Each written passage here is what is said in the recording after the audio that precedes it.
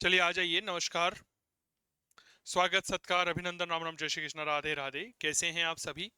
चलिए एक बार फिर से स्वागत है आप सभी का। माफी चाहूंगा।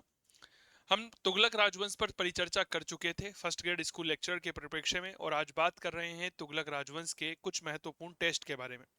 जैसा कि हमारा एक नियम है कि हमारे कोर्स में जो भी विद्यार्थी एनरोल होता है उसको यह पता होता है, हमारा ये नियम भी है कि जैसे ही कोई टॉपिक कंप्लीट होता है हम वैसे ही उस विद्यार्थी के लिए, उस प्यारे साथी के लिए उस टॉपिक का टेस्ट कंडक्ट करवाते हैं। तो कल तुगलक राजवंश कंप्लीट हो गया था हमारा, ठीक है। और आज जो है हम तुगलक राजवंश का टेस्ट आप सभी के लिए लेकर के आए हैं। क्या ये बात क्लियर हो गई? क्या लेकर आए हैं? तुगलक राजवंश का टेस्ट हम आपके लिए लेकर के आए हैं। तो आइए शुरू करते हैं। बेहद स्वागत है आप सभी प्यारे साथियों का। और मैं ऐसा मान के चलता हूं कि आप सभी ने तुगलक राजवंश को पढ़ लिया होगा, तुगलक राजवंश को समझ लिया होगा, तुगलक राजवंश पर विचार कर लिया होगा। हम उसी मुद्दे पर आगे बढ़ते हैं। निम्न सुल्तानों में से किसने कृषि के पुनरुद्धार हेतु कृषकों को सरकारी खजाने से ऋण यानी कि सौंदर्य देने की प्रथा को प्रारंभ किया था? यहां पर एक शब्द आ रहा है जिसे हम कहते हैं कृषक ऋण। कृषक ऋण के लिए तुगलक काल में आपको पता होगा तकावी या सौंदर्य शब्द का प्रयोग किया जाता है। कौन से शब्द का प्रयोग किया जाता है जी? सौंदर्य शब्द का प्रयोग किया जाता है। क्लियर हो गई। और ये बात कही थी मोहम्मद बिन तुगलक ने।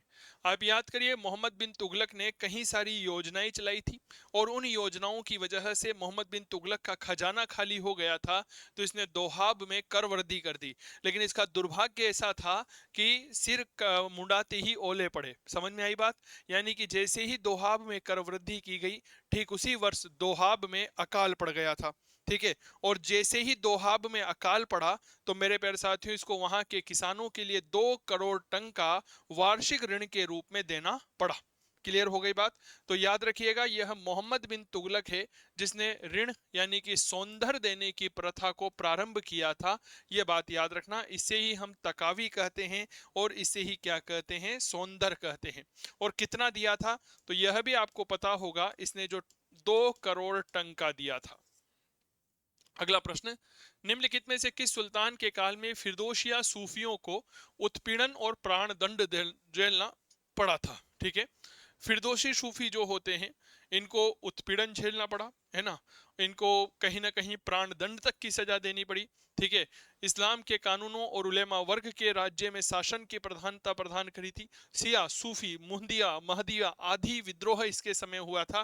क्यों? क्योंकि यह व्यक्ति फिरोज शाह तुगलक था।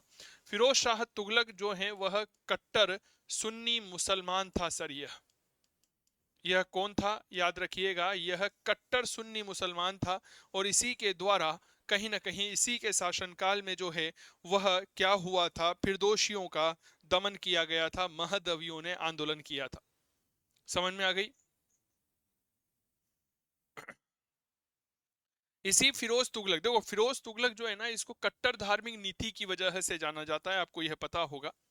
इसी के समय हिंदू में ब्राह्मणों पर जजिया कर लगाया गया था, पता होगा आप लोगों को, ठीक है। तो फिरोज शाह तुगलक। इसीलिए मैं अपने प्यारे साथियों से कहता हूं कि जब आप लोग विशेष तौर पर परिचर्चा कर रहे होते हैं ना किसकी, इतिहास विषय के परिप्रेक्ष्य में, तो एक बात बहुत अच्छे से याद रखिएगा। यहां पर आपको यह जानना बेहद आवश्यक हो जाता है कि हम हमारे नोट्स को बहुत बेहतरीन तरीके से पढ़ें। समझ में आ गई? नोट्स पढ़ने के बाद जो है आपको यह टेस्ट देना चाहिए, क्योंकि नोट्स और टेस्ट का कॉम्बिनेशन होता है। इसीलिए मैं कहता हूं कि आपके पास नोट्स है, इनफ है, उनकी प्रिंट आउट ले लीजिए। और दूसरी महत्वपूर्ण बात यह है कि आ, एक कोई अच्छी सी मॉडल पेपर की किताब आप ले सकते हैं। क्लियर हो गई ना बात? अगला प्रश्न देखो, मोहम्मद बिन तुगलक के द्वारा सांकेतिक मुद्रा प्रणाली प्रारंभ की गई तो किस धातु का प्रयोग किया गया था? सोना, चांदी, तांबा, लोहा और अनुत्तरित प्रश्न। सांकेतिक मुद्रा प्रणाली, ठीक है। ईरान में और चीन में भी सांकेतिक मुद्रा प्रणाली शुरू की गई थी, आपको पता होगा।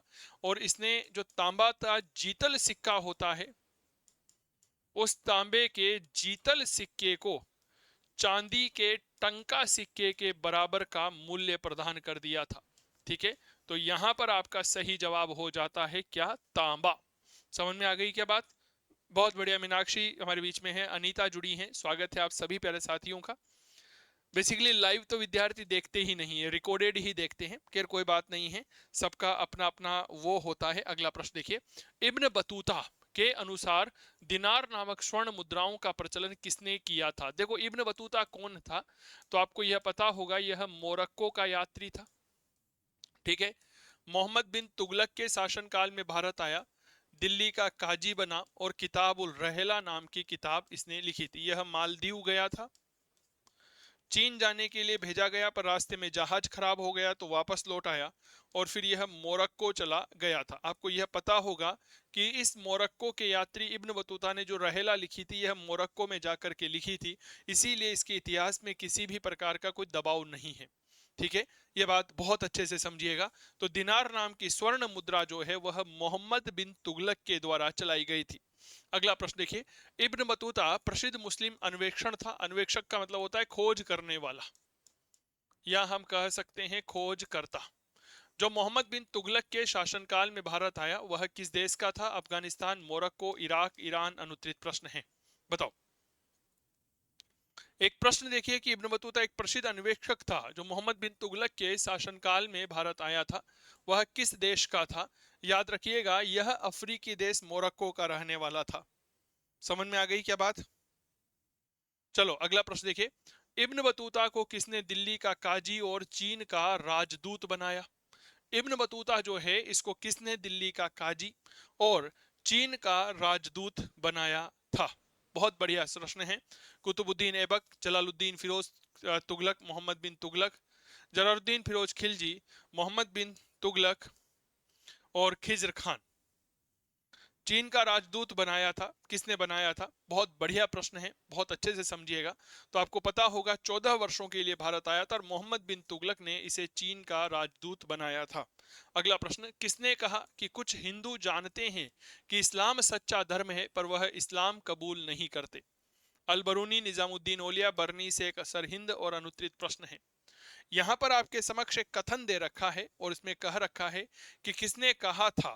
क्या कहा? कि कुछ हिंदू जानते हैं कि इस्लाम सच्चा धर्म है पर वह इसे कबूल नहीं करते। हमारे नोट्स में यह बात ऐसी कैसी लिखी हुई है। क्योंकि इस क्लास में प्रचार प्रसार करना बेहद आवश्यक है। वह इसलिए आवश्यक है क्योंकि यह क्लास यूट्यूब पर भी जाती है, आपको पता होगा। तो आप हमारा ऐप डाउनलोड कर कर कोर्स ले सकते हैं। ऐप का लिंक हमने डिस्क्रिप्शन बॉक्स में दे रखा है। पीडीएफ नोट्स मिलते हैं, ऑनलाइन क्लासेस मिलती है, टेस्ट मिलते हैं और भी कई सारी सुविधाएं आपके लिए उपलब्ध है। याद रखिएगा, कुछ हिंदू जानते हैं कि इस्लाम सच्चा धर्म है लेकिन वह इसे स्वीकार नहीं करते। यह जियाउद्दीन बरनी ने कहा था। किसने कही थी? जियाउद्दीन बरनी ने यह बात कही थी। किस सुल्तान ने सेना में विरासत का सिद्धांत लागू किया? अलाउद्दीन खिलजी, बलबन, मोहम्मद बिन तुगलक, फिरोज तुगलक। अनुत्तरित प्रश्न। विरासत का जो सिद्धांत है इसका तात्पर्य क्या होता है कि जो पद होते हैं, इन पदों को क्या कर दिया गया? याद रखिएगा, पदों को वंशानुगत कर दिया गया था। ठीक है, पदों को क्या कर दिया गया था जी? वंशानुगत कर दिया गया था। तो बताओ, सवाल का जवाब दीजिए।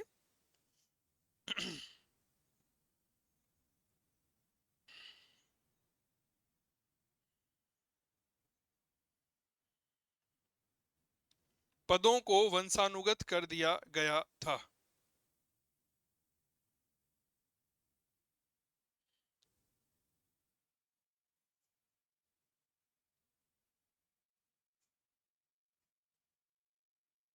बताइए साहब, किसने ये बात कही थी कि जो हमारे पद हैं उनको क्या कर दिया गया? वंशानुगत कर दिया गया था। एक सेकंड का मुझे समय दीजिए।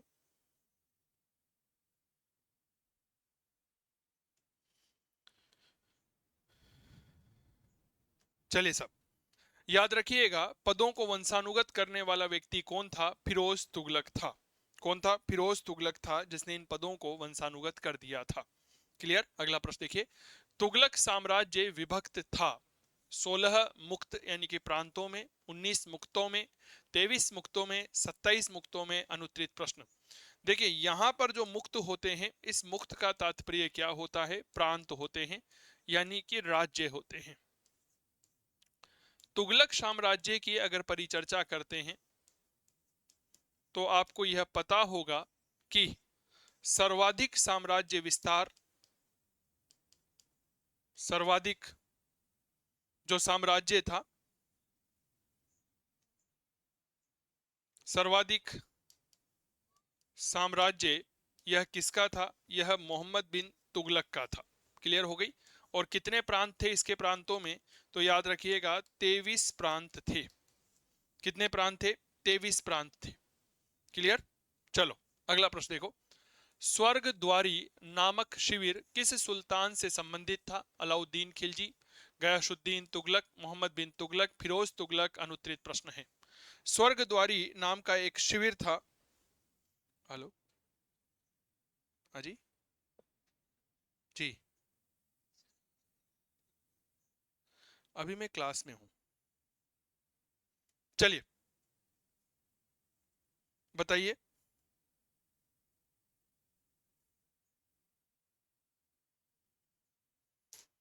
चलिए सर, इसकी शुरुआत की थी मोहम्मद बिन तुगलक ने। किसने की थी? मोहम्मद बिन तुगलक ने। अगला प्रश्न, भारत में तुगलक वंश जो है इसका संस्थापक कौन था? मलिक तुगलक, गयासुद्दीन तुगलक, मोहम्मद तुगलक, फिरोज तुगलक। अनुत्तरित प्रश्न है। भारत में तुगलक वंश जो है इसका संस्थापक कौन है? Who was the founder of the Tughlaq dynasty in India? Clear हो गई। तो याद रखना यह गयासुद्दीन तुगलक था और यह वही व्यक्ति था जिसने गाजी की उपाधि भी धारण की थी। किसकी उपाधि धारण की थी? तो मेरे प्यारे साथियों याद रखिएगा, गाजी की शानदार उपाधि को यह धारण करता है।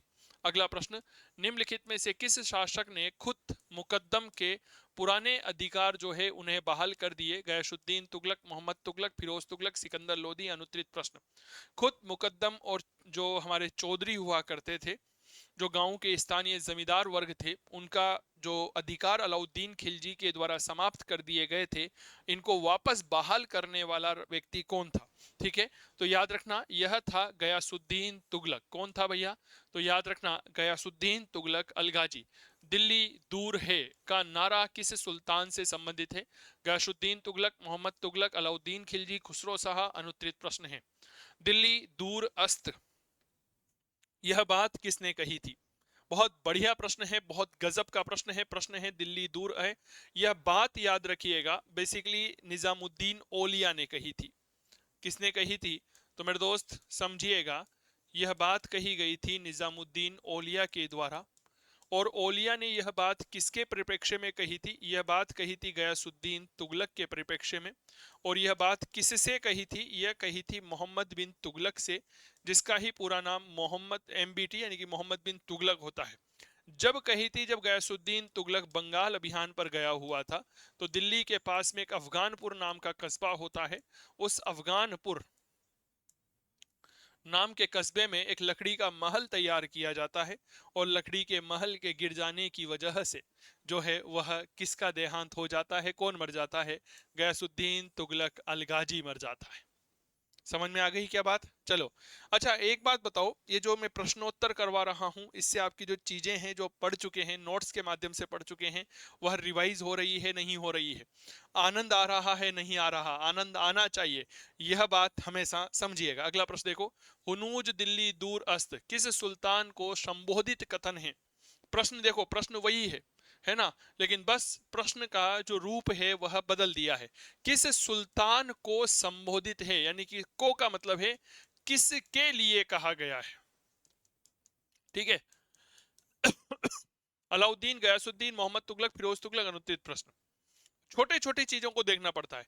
अब हम क्या करते हैं ना, जब एग्जामिनेशन हॉल में होते हैं तो हम इसमें थोड़ा सा वहां का दबाव हम झेल नहीं पाते हैं, तो एक बहुत बड़ी परेशानी आ जाती है कि हम ये भूल जाते हैं कि ये किसके लिए कहा गया या किससे कहा गया है। ठीक है ना, तो ये बात याद रखना, यह किससे नहीं है, यह किसके लिए है। और यह गयासुद्दीन तुगलक के लिए है। समझ में आ गई ना? बताओ। चलो साहब, अगला प्रश्न जो आपके लिए है, निम्नलिखित में से किसका कथन है कि मोहम्मद बिन तुगलक ने देवगिरी को अपनी राजधानी इसलिए बनाया क्योंकि वह साम्राज्य के केंद्र में थी? जियाउद्दीन बर्नी, इब्न बतूता, इसामी, के ए निजामी। अनुत्तरित प्रश्न है। यह बात किसने कही कि उसने देवगिरी को इसलिए राजधानी बनाया क्योंकि यह देवगिरी जो है वह साम्राज्य के केंद्र में स्थित थी? बताओ। साम्राज्य के केंद्र में स्थित थी। यह बात जियाउद्दीन बर्नी ने कही है। किसने कही है? याद रखिएगा, जियाउद्दीन बर्नी ने यह बात कही है। क्लियर हो गई। इब्न बतूता कहता है कि वह दिल्ली के नागरिक उसे पत्र लिखा करते थे, अपमानजनक पत्र लिखा करते थे, इसलिए वह उन्हें दंड देना चाहता था, राजधानी परिवर्तन कर ली। इसामी लिखता है कि दिल्ली और जनता के बीच में बैर था, बैर भाव यानी कि विवाद का भावना था, इसलिए उनकी शक्ति क्षीण करने के लिए यह काम करता है। डॉक्टर के ए निजामी कहता है कि समस्त जनता को जाने का आदेश नहीं दिया गया, केवल और केवल सरदार, शेख, उलेमा और उच्च वर्ग के व्यक्तियों को ही दौलताबाद जाने का आदेश दिया गया था। सुल्तान मोहम्मद तुगलक के द्वारा दौलताबाद को अपनी राजधानी बनाए जाने का कारण था। यह नगर साम्राज्य के केंद्र में है, इसकी जलवायु बड़ी ही रमणीय थी, यह धन और ऐश्वर्य के केंद्र में था। दक्षिणी प्रांत को अधिक आसानी से नियंत्रित करने के लिए यहाँ पर दूसरी राजधानी बनाए रखना चाहता था। अनुत्तरित प्रश्न है। दौलताबाद, दौलताबाद का ही एक नाम जो है वह हमने देवगिरी पढ़ा था, आपको पता होगा। बहुत बढ़िया, वेरी गुड सर। याद रखना, क्योंकि यह दक्षिणी प्रांत जो है इसको आसानी से नियंत्रित रखने के लिए यहाँ पर दूसरी राजधानी बनाए रखना चाहता था। आप जैसे ये देखिए, ये हमारा भारत है, ठीक है, और भारत में राजधानी क्या थी? तो दिल्ली हुआ करती थी। अब दिल्ली जो है यह उत्तर भारत में आ जाती है, परिणाम स्वरूप दक्षिणी भारत के लोगों के लिए पहुंचना बहुत मुश्किल हो जाता है, इसीलिए इसने सेंटर में यानी कि देवगिरी को राजधानी बनाना उचित समझा। और इसलिए भी राजधानी बनाया कि यह चाहता था, क्या चाहता था कि एक ऐसी राजधानी बनाई जाए ताकि वह दक्षिणी भारत जो है इनके मध्य में स्थित कर सके। समझ में आ गई क्या? सॉरी, यहाँ पर मैंने गलत टिक कर दिया, यहाँ पर सही जवाब होगा यह नगर साम्राज्य के केंद्र में था। ठीक है, हाँ माफी चाहूंगा, ये साम्राज्य के सेंटर में था, इसीलिए इसको राजधानी बनाया, माफी चाहूंगा। अगला, मोहम्मद बिन तुगलक ने अपनी राजधानी दिल्ली से जो है वह कहाँ ले गया था? वारंगल, फतेहपुर सीकरी, दौलताबाद, अहमदनगर। अनुत्तरित प्रश्न है। यह अपनी राजधानी जो है वह दिल्ली से कहाँ ले गया था, बताओ। वही रिपीटेड प्रश्न है, ठीक है सर, याद रखना दौलताबाद। अगला, मोहम्मद तुगलक ने सांकेतिक मुद्रा चलाई, वह किस धातु की थी? तांबे की थी, बताया भी मैंने आपको। भारत में सर्वप्रथम सांकेतिक मुद्रा का प्रचलन किसने किया? अकबर ने, अलाउद्दीन खिलजी, बहलोल लोदी, मोहम्मद बिन तुगलक। अनुत्तरित प्रश्न। भारत के इतिहास में अब तक जो है वह एक ही बार, ठीक है, सांकेतिक मुद्रा चलाई गई। विश्व के इतिहास में ईरान का जो शासक था, याद रखिएगा, गेखातू खान, उसने चलाई थी, और चीन में कुबलाई खान के द्वारा चलाई गई। भारत में यह योजना मोहम्मद बिन तुगलक ने चलाई थी, ठीक है। ईरान में किसने चलाई थी? ईरान में गेखातू खान ने चलाई। चीन जो है, चीन में यह योजना कुबलई खान ने चलाई थी।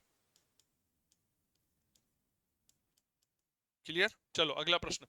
सर्वप्रथम मध्यकालीन भारत में सांकेतिक मुद्रा, मोहम्मद बिन तुगलक। देखो, आप ऐसा मत समझिएगा कि सर ये प्रश्न बार बार रिपीट कैसे हो रहे हैं। ये रिपीट इसलिए हो रहे हैं, जैसे ये प्रश्न है तो ये उत्तर प्रदेश की प्रवक्ता भर्ती परीक्षा हुई थी 2015 में, उसमें पूछा गया था। इसके बाद पहले वाला प्रश्न उत्तर प्रदेश पीजीटी एग्जाम 2013 में पूछा गया, इसीलिए प्रश्नों का रिपीटेशन हमें यहाँ पर देखने को मिलता है। क्लियर? अगला प्रश्न देखिए, मोहम्मद तुगलक द्वारा सांकेतिक मुद्रा का प्रचलन संबंधित प्रयोग किस कारण से विफल रहा था? विदेशी व्यापारियों द्वारा सांकेतिक मुद्रा स्वीकार नहीं करना, व्यापक स्तर पर नकली सिक्कों की ढलाई, सांकेतिक सिक्कों का घटियापन, सांकेतिक मुद्रा को गलाकर धातु के रूप में उपयोग करना। और अनुत्तरित प्रश्न है।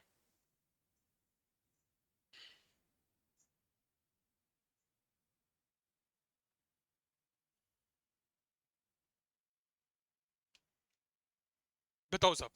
व्यापक स्तर पर जो नकली सिक्के थे इनको ढाला गया था, और इसीलिए जो है यह सांकेतिक मुद्रा का प्रचलन जो है वह असफल या विफल सिद्ध हो गया था। अगला प्रश्न, अमीरान ए सादह का उत्पीड़न करने वाला सुल्तान कौन था? सादह कौन होते हैं? सादह मैंने आपको पहले भी कहा, निम्न श्रेणी के मंगोल अधिकारी होते हैं। सामान्य रूप में सादह का अर्थ 100 होता है, यानी कि मंगोल सेना में जो 100 सैनिकों का नेतृत्व करने वाला अधिकारी होता है उसके लिए कहा जाता है। और इसका उत्पीड़न करने वाला राजा मोहम्मद बिन तुगलक होता है। समझ में आ गई बात? कौन होता है जी? मोहम्मद बिन तुगलक। दीवान ए अमीर कोही नामक विभाग जो कृषि से संबंधित था वह स्थापित किया। फिरोज तुगलक, बलबन, अलाउद्दीन खिलजी, मोहम्मद बिन तुगलक और अनुत्तरित प्रश्न है। दीवान ए अमीर कोही नाम का जो विभाग है यह किसने स्थापित किया था? बताओ साहब। दीवान ए अमीर कोही नाम का जो विभाग था यह मूल रूप से मोहम्मद बिन तुगलक के द्वारा स्थापित किया गया था। ठीक है। दीवान अमीर कोही एक प्रकार का कृषि विभाग था। ठीक है। इसी के अंतर्गत जो आपको पता होगी तो फसल चक्र की अवधारणा लेकर आई गई।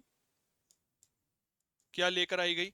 तो याद रखिएगा, फसल चक्र की अवधारणा को हम यहां पर लेकर आए। ठीक है। अगला प्रश्न, सल्तनत काल के शासकों में से किसने दीवान ए हेरात का प्रारंभ किया? इल्तुतमिश, मोहम्मद बिन तुगलक, फिरोज तुगलक, सिकंदर लोदी। अनुत्तरित प्रश्न है। दीवान ए हेरात, दीवान ए हेरात होता है कि कोई आप इस तरह से समझिएगा एक प्रकार का दान विभाग है यह। ठीक है। क्या है यह? एक प्रकार का दान विभाग है जिसके अंतर्गत अनाथों, विधवाओं, गरीबों के भरण पोषण और देखभाल का कार्य किया जाता था। ठीक है। एक क्या था? दान विभाग था यह। इसी के अंतर्गत एक विवाह विभाग भी स्थापित किया गया था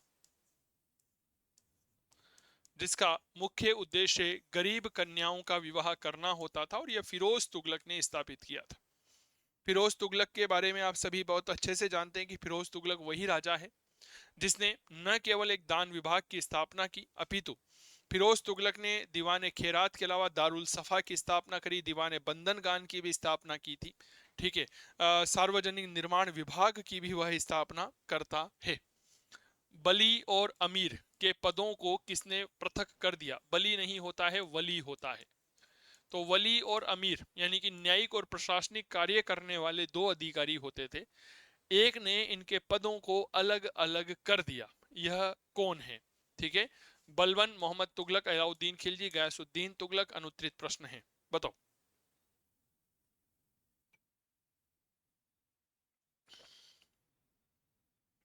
ठीक है। वली जैसे मैं बात करता हूं तो ये राजस्व से संबंधित होता था। अमीर जो है वह सेना की देखरेख से संबंधित होता था। ठीक है। इनके कार्यों को पृथक करने वाला कोई और नहीं, मोहम्मद बिन तुगलक था। क्लियर। अगला प्रश्न, सल्तनत काल में दारुल सफा होता था एक चिकित्सालय, शाही शिविर, घुड़सवारी के अभ्यास हेतु खुला हुआ क्षेत्र, सेना के परेड के लिए खुला क्षेत्र। अनुत्तरित प्रश्न, दार उल सफा क्या होता था? बताओ। दारुल सफा आपको इस बारे में पता होना चाहिए। दारुल सफा हम बचपन में हमारी दादी माँ या दादाजी के मुखमंडल से अक्सर सुना करते थे। जब हमारे लग जाया करती थी तो वो कहा करते थे, जा सफा खाने दिखा आ। कहते थे, नहीं कहते थे कि कहाँ दिखा आ, सफा खाने में दिखा आ। तो सफा खाना क्या होता है जी? एक अस्पताल होता है, यानी कि क्या होता है? एक चिकित्सालय होता है जहां पर मुफ्त इलाज की सुविधा प्रदान की गई थी। क्लियर हो गई? किसने स्थापित किया था यह स्थापित किया था फिरोज शाह तुगलक ने। ठीक है। हाँ या ना का जवाब जरूर दीजिएगा। ठीक है। मुफ्त इलाज की सुविधा थी, फिरोज तुगलक ने दिया था। साथ ही यहाँ पर निशुल्क भोजन की भी व्यवस्था होती थी, यानी कि जो व्यक्ति इलाज कराने के लिए आता था उसे निशुल्क भोजन तो मिलता स्थायी से ही, साथ ही निशुल्क इलाज की भी व्यवस्था यहाँ पर की गई। इब्न बतूता ने रहेला में किसके शासनकाल का वर्णन किया? पूरा नाम होता है किताब उल रहेला। गयासुद्दीन तुगलक, बलबन, अलाउद्दीन, मोहम्मद बिन तुगलक। अनुत्तरित प्रश्न है, बताओ भाई साहब। रहेला में किसके शासनकाल का वर्णन किया है? यह प्रश्न आपसे पूछा जाता है तो याद रखिएगा, रहेला में जिसके शासनकाल का वर्णन किया है यह मोहम्मद बिन तुगलक के शासनकाल का है। इब्न बतूता के बारे में हम जानते हैं यह मोरक्को का यात्री था, 14 वर्ष तक भारत रहा, मोहम्मद बिन तुगलक के शासनकाल में आया था। काजी रहा, दिल्ली गया, चीन गया था राजदूत बनकर के, मालदीव गया, रास्ते में जहाज खराब हुआ, वापस मोरक्को लौट जाता है और लौट करके किताब उल रहेला लिखती है जो बिना किसी दबाव के लिखी गई। और किताब उल रहेला भारत के इतिहास में सल्तनत के इतिहास को जानने का एक महत्वपूर्ण स्रोत माना जाता है। इब्न बतूता ने ही डाक व्यवस्था का विस्तृत विवरण भी प्रदान किया है। ठीक है। किसका वर्णन दिया है इसने? भारत में डाक व्यवस्था का वर्णन दिया है।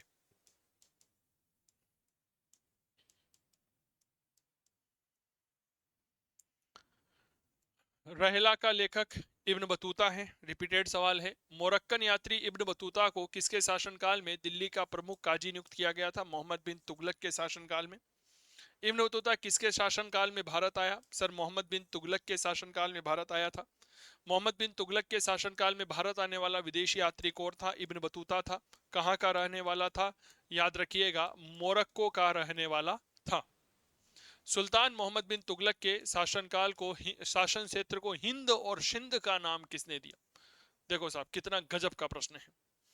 मोहम्मद बिन तुगलक का जो शासन क्षेत्र था, जो 23 प्रांतों में बटा हुआ था, उसके क्षेत्र को हिंद और सिंध का नाम किसने दिया?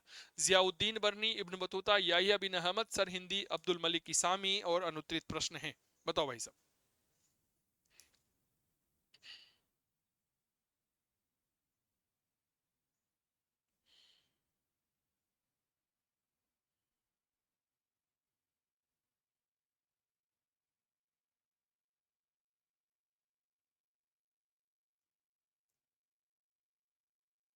यह प्रश्न आप सभी मेरे साथियों के लिए है।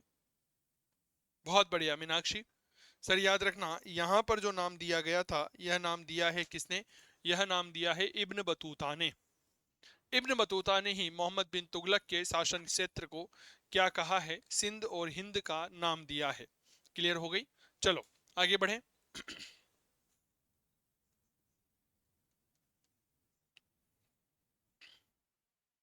निम्नलिखित में से दिल्ली का कौन सा सुल्तान था जिसने होली का त्योहार मनाया? फिरोज तुगलक, मोहम्मद बिन तुगलक, मुबारक शाह खिलजी, अलाउद्दीन खिलजी। अनुत्तरित प्रश्न है। बताओ भाई साहब। होली का त्योहार एक ऐसा, देखो आपने जब शासकों के बारे में चर्चा करते हैं ना, तो शासकों की राजनीतिक परिचर्चा जरूर समझिएगा, ठीक है ना। ये काफी महत्वपूर्ण होती है। ये इसलिए भी महत्वपूर्ण होती है क्योंकि हमारे यहाँ से डायरेक्ट प्रश्न पूछता है। तो मोहम्मद बिन तुगलक का राजत्व का सिद्धांत आप पढ़ेंगे तो आपको पता होगा कि एक ऐसा व्यक्ति था, यह एक ऐसा राजा था जो हिंदू त्योहारों में बढ़ चढ़ करके हिस्सा लिया करता था, ठीक है ना। हिंदू त्योहारों में क्या किया करता था? यह बढ़ चढ़ करके हिस्सा लिया करता था। समझ में आ गई बात? तो आओ आगे बढ़ते हैं। अगला प्रश्न आप सभी प्यारे साथियों के लिए ये रहा। कौन सा दिल्ली का सुल्तान हिंदू योगियों और मुस्लिम फकीरों के साथ बातें करता था या उनके साथ क्या करता था? धार्मिक चर्चा करता था। हिंदू योगियों को भी और मुस्लिम फकीरों को भी। अलाउद्दीन खिलजी, फिरोज तुगलक, मोहम्मद तुगलक, गयासुद्दीन तुगलक। अनुत्तरित प्रश्न है। तुगलक राजवंश में दो ही तो शासक हैं जिनसे सबसे ज्यादा सवाल पूछा जाता है, मोहम्मद बिन तुगलक और फिरोज शाह तुगलक। मैं बता दूं, गयासुद्दीन तुगलक का कोई इतना बड़ा योगदान नहीं है, ठीक है। और राजत्व का सिद्धांत अगर सबसे बड़े की बात करता हूं तो तुगलक राजवंश में मोहम्मद बिन तुगलक का ही है, ठीक है। फिरोज शाह तुगलक तो कट्टर मुसलमान शासक था, कट्टर सुन्नी मुसलमान था, ठीक है। तो मोहम्मद बिन तुगलक जो है, इसने समानता का व्यवहार अपनाया था। अगला, तारीख फिरोज शाही का लेखक कौन है? फिरोज शाह तुगलक, शमसे सिराज अफीफ, फरिश्ता, इब्न बतूता। अनुत्तरित प्रश्न है। तारीख फिरोज शाही। अब ये प्रश्न बड़ा गजब का है क्योंकि तारीख फिरोज शाही शमसे सिराज अफीफ ने भी लिखी है और इब्न बतूता ने भी लिखी है। क्या ये बात क्लियर हो गई? सॉरी, अल बरूनी ने लिखी है, माफी चाहूंगा सर। याद रखना, यह शमसे सिराज अफीफ यहाँ पर सही जवाब होगा। तारीख फिरोज शाही का लेखक कौन है? अफीफ है, इसामी है, इब्न बतूता है, जियाउद्दीन बरनी। अब इस वाले प्रश्न में थोड़ा सा दिक्कत करने वाली बात है, ठीक है। यहां पर भी तारीख फिरोज शाही है और यहां पर भी तारीख फिरोज शाही है। देखो, तारीख फिरोज शाही दो लिखी गई है, आपको यह पता होगा। पहली शमसे सिराज अफीफ ने लिखी है और दूसरी जियाउद्दीन बरनी ने लिखी है। आपको मैंने कल बताया था कि बेसिकली बरनी ने अपनी तारीख फिरोज शाही वहां से लिखना शुरू किया जहां से इसने समाप्त किया। क्या मैं ठीक कर रहा हूं क्या? अब सबसे पहले किसने लिखी? अफीफ ने लिखी ना, तो इसीलिए शमसे सिराज अफीफ का नाम सबसे पहले आएगा। क्या ये बात क्लियर हो गई? बताओ मुझे। और हेनरी और इलियट और डाउसन दो ऐसे इतिहासकार हैं जिन्होंने इसका अंग्रेजी में भी अनुवाद किया था। अगला प्रश्न, फुतवात फिरोज शाही का लेखक कौन है? फिरोज तुगलक, जियाउद्दीन बरनी, अमीर खुसरो। इनमें से कोई नहीं। अनुत्तरित प्रश्न है। बताइए। एक प्रश्न है यहाँ पर। प्रश्न क्या है कि फुतवात फिरोज शाही जो है, इसका लेखक कौन है? सर जब भी फुतवात फिरोज शाही की बात आती है तो लेखक का नाम आपके फिरोज शाह तुगलक आता है। दिल्ली के एकमात्र सुल्तान जिसने अपनी आत्मकथा लिखी है? मुबारक शाह खिलजी, फिरोज तुगलक, नासिरुद्दीन मोहम्मद, सिकंदर लोदी। अनुत्तरित प्रश्न है। दिल्ली का एक ऐसा सुल्तान जिसने अपनी ऑटोबायोग्राफी लिखी है?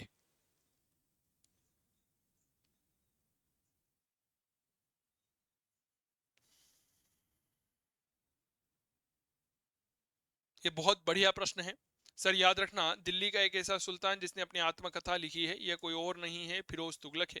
और इसकी आत्मकथा क्या है? तो भैया फुतुवात ए फिरोज शाही। अगला प्रश्न, निम्नलिखित में से कौन सी पुस्तक फिरोज तुगलक की आत्मकथा है? रिपीटेड प्रश्न है, फुतवात फिरोज शाही है। मोहम्मद बिन तुगलक ने किस वर्ष अपनी राजधानी दिल्ली से दौलताबाद में परिवर्तित की थी? एक ऐसी वर्ष जब उसने अपनी राजधानी को परिवर्तन किया था। बहुत बढ़िया प्रश्न है। ठीक है सर, याद रखना, यह घटना मूल रूप से उसके गद्दी पर बैठते ही घटित हुई, 1326 से लेकर के 27 तक।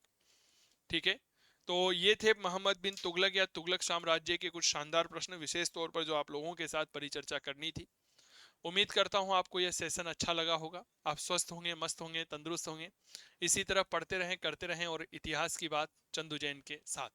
बहुत बहुत आभार, धन्यवाद। स्वस्थ रहें, मस्त रहें, तंदुरुस्त रहें। और मेरे प्यारे साथियों, चैनल पर नए हैं तो सब्सक्राइब करना मत भूलिएगा। ठीक है, लिंक हमने हमारे ऐप का लिंक डिस्क्रिप्शन में दे रखा है। थैंक यू सो मच, धन्यवाद।